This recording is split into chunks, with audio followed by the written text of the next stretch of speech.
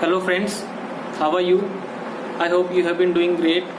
So today we will talk about the CSAT that is GS paper 2, and because it is the less focused part of the general studies in prelims exam, because it is only qualifying nature. So you have to just score the 33% of the marks, that is 67 marks in the paper, CSAT paper. So we will talk about it because many of the students who are not from mathematical background find it difficult solving questions of quantitative aptitude and logical reasoning in the exam.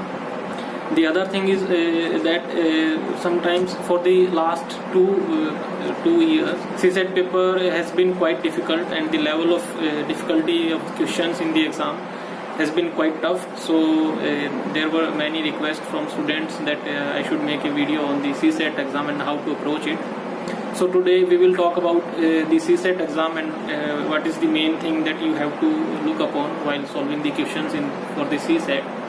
तो आज हम उसके बारे में बात करेंगे कि CSAT को आपको कैसे सॉल्व करना है और उसके क्वेश्चंस को आपको कैसे अप्रोच करना है.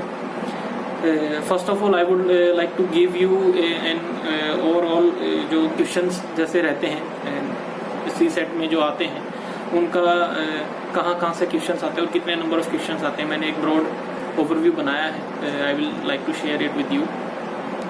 सो there are total of 80 questions in the CSAT paper. That is out of 80 you have to attempt around 50 to 60 questions in order to be sure that you will clear the CSAT exam. आपको सिर्फ 67 marks लेने हैं. It means 27 questions you need to attempt the correct.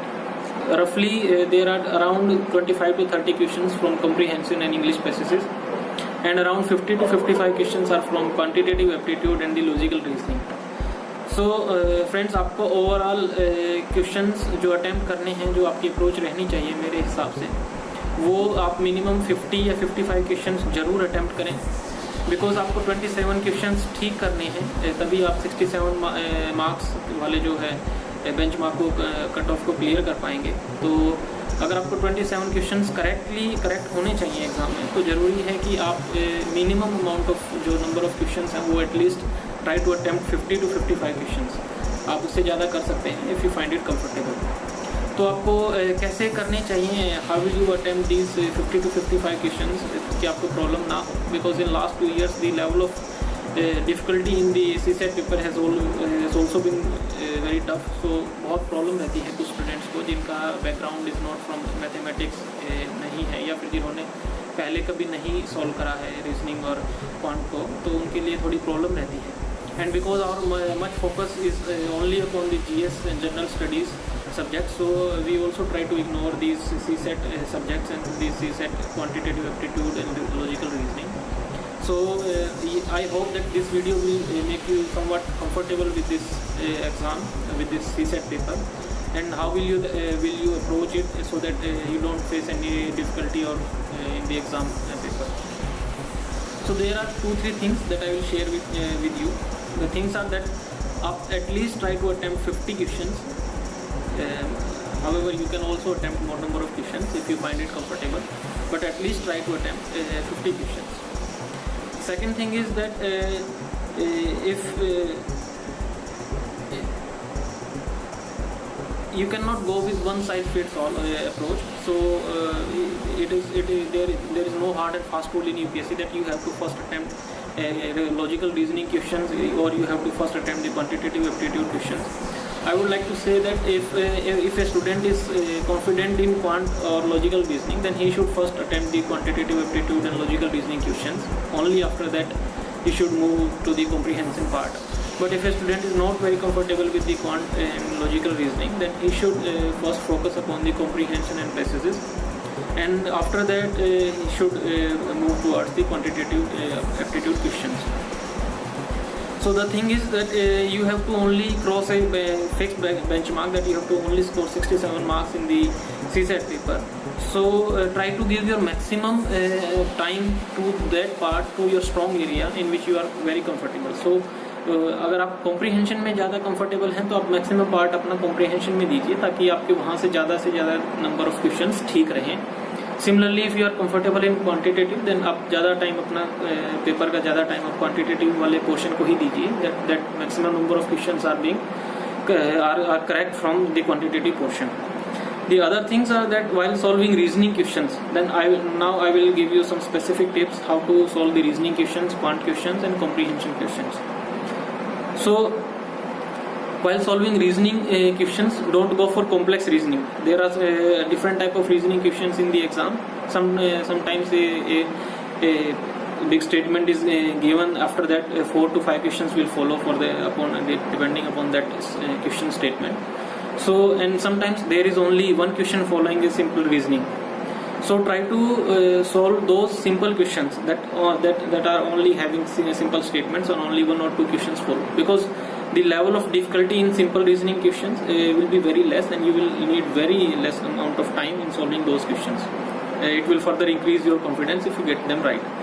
Because if you start solving the complex reasoning questions and if it doesn't go your way, तो बहुत ज़्यादा आपका time लग जाता है उसमें, और तो उसके बाद अगर वो फिर भी सॉल्व नहीं होता है तो 5-6 मिनट लगाने के बाद भी वो क्वेश्चंस आपके सॉल्व नहीं होते हैं, एंड आपके ऊपर एक कॉन्फिडेंस आपके ऊपर एक बर्डन जो है, आपका कॉन्फिडेंस कम हो जाता है और आपके ऊपर एक प्रेशर बनना स्टार्ट हो जाता है, because time is also ticking away.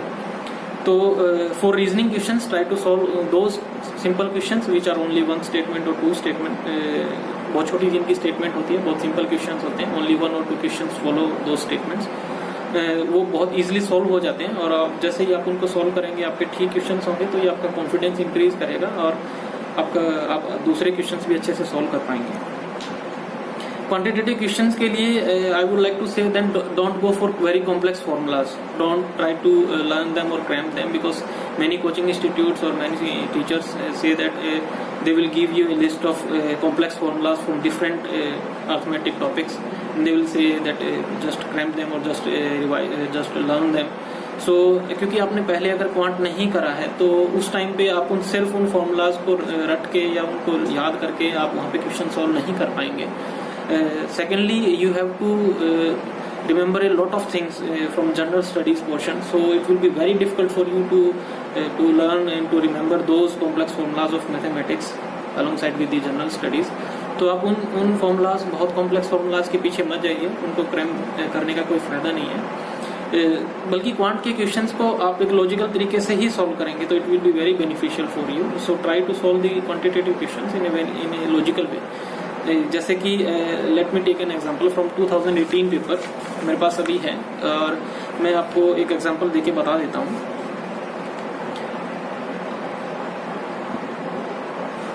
जैसे कि इसमें एक क्वेश्चन है अभी हमारे पास. So let me tell you the question. So a shopkeeper sells an article at ₹40 and gets X% profit.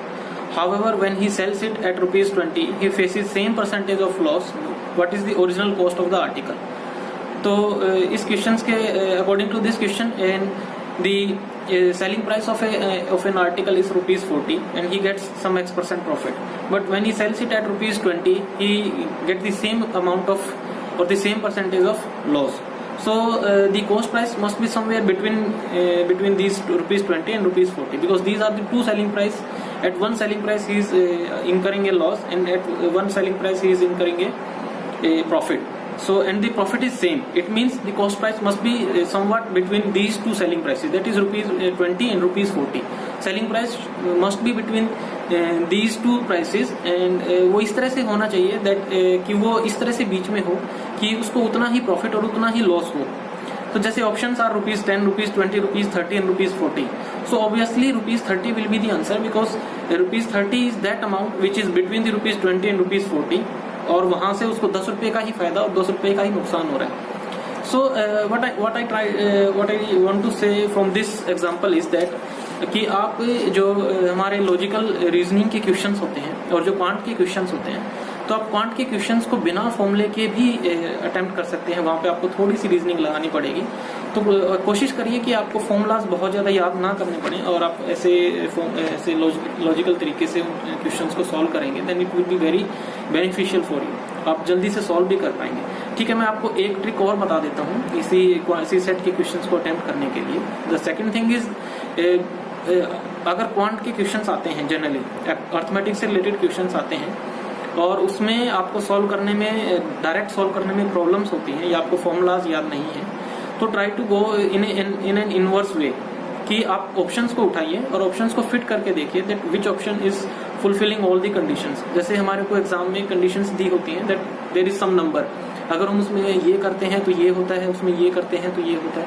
Like there is a question, age से related एक question आता है कि इतनी एज थी 5 साल पहले, हम इतना कर देते हैं, 5 साल बाद उसकी एज इतने टाइम्स हो जाती है, पहले इतनी थी अब इतनी हो जाती है। ऐसी कुछ conditions are given in the question. So there are 4 options are given in the answer. So अगर आप डायरेक्टली सॉल्व करना थोड़ा डिफिकल्ट रहता है, इक्वेशन बहुत बड़ी बनेगी, आपको सॉल्व करने में प्रॉब्लम होगी और आपने पहले नहीं करा है, then what you can do is start with the options. You take first option, then try to fit it into the conditions of the question. If it satisfy all the conditions, it means it is the answer. Otherwise then go to fourth option. आप पहले first option पे जाइए, फिर fourth पे जाइए, फिर second पे जाइए, फिर थर्ड पे जाइए। तो या आप पहले बी और सी को भी ट्राई कर सकते हैं। So it is only try the options कि which option is fulfilling all the conditions, और आप उनको फिट करके देख लीजिए, तो आपको पूरा क्वेश्चन सॉल्व नहीं करना पड़ेगा और आप ऑप्शंस को कर करके जल्दी कर पाएंगे। तो this is the reverse way. ये मैं उन कैंडिडेट्स के लिए बोल रहा हूँ जो फॉर्मूलाज में या फिर कॉम्प्लेक्स इक्वेशंस को सॉल्व करने में थोड़ी प्रॉब्लम फेस करते हैं। तो ये this is for only those candidates. The third thing is, if you find any questions very difficult, जिसको आप नहीं समझ पा रहे हैं कि ये इसमें क्या पूछा गया है और मेरे को इसके बारे में कोई अंदाजा नहीं है, तो just try to leave it, उसको छोड़ दीजिए। Don't waste your time in that question, because you have to only score 67 marks. That is only 27 questions you have to attempt correctly. It means you don't have to attempt each and every question. The questions that you find tough, just leave them. Don't waste your time in those questions. Only try to give your maximum time to those questions in which you find yourself comfortable. It means the accuracy is more important, because आपको यहाँ you have to race against yourself only. You don't have to race against any other candidate. आपको सिर्फ 67 marks लेने हैं, आपको 27 questions ठीक करने हैं। तो you don't try to solve each and every question. जो टफ है उसको आप छोड़ दीजिए और अपना टाइम बचाइए। उसके अलावा जो है, आप जब कॉम्प्रीहेंशन के क्वेश्चन करेंगे तो आई वुड लाइक टू से कि you just go for the bigger passages first, because in logical reasoning go for the smaller reasoning statements.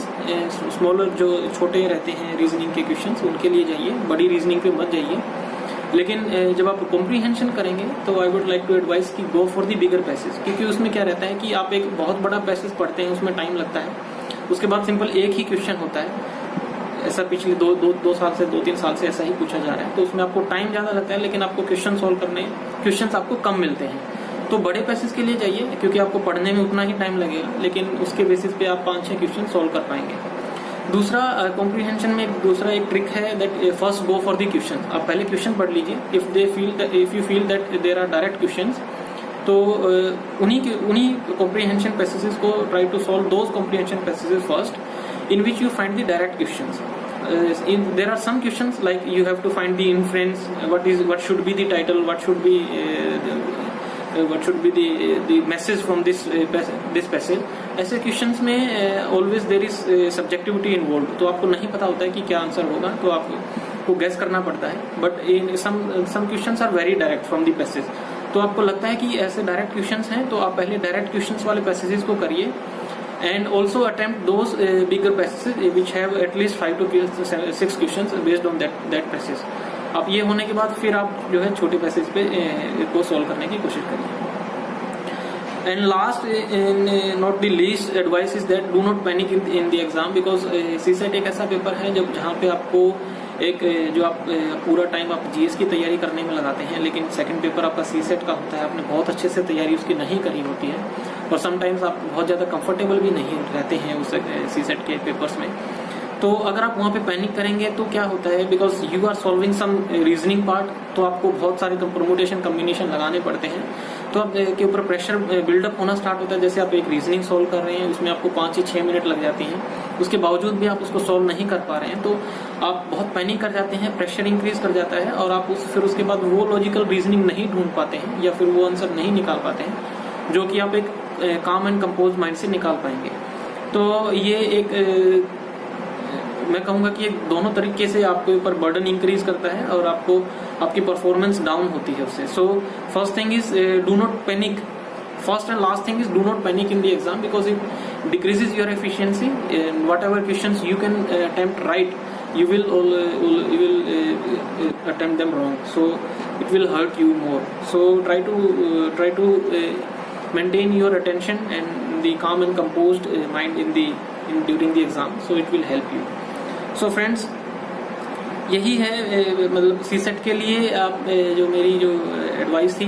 बहुत सारे स्टूडेंट्स ने बोला था that I should make 1 video for C set, और बहुत सारे स्टूडेंट्स ने बोला था that I should be bilingual in my videos, क्योंकि बहुत सारे हिंदी मीडियम से स्टूडेंट्स भी रहते हैं और इंग्लिश मीडियम से स्टूडेंट्स भी रहते हैं। So I have tried these things कि मैं बाइलिंगुअल भी रहूं ताकि आपको इससे मैक्सिमम बेनिफिट मिल सके, हिंदी मीडियम वालों को भी और इंग्लिश मीडियम वालों को भी। और जो सी सेट से रिलेटेड आपके डाउट्स थे वो मैंने यहाँ पर कोशिश करी है कि मैं आपके सारे डाउट्स को दूर कर सकूँ। So friends, all the best from my side. Stay safe, stay healthy and prepare well.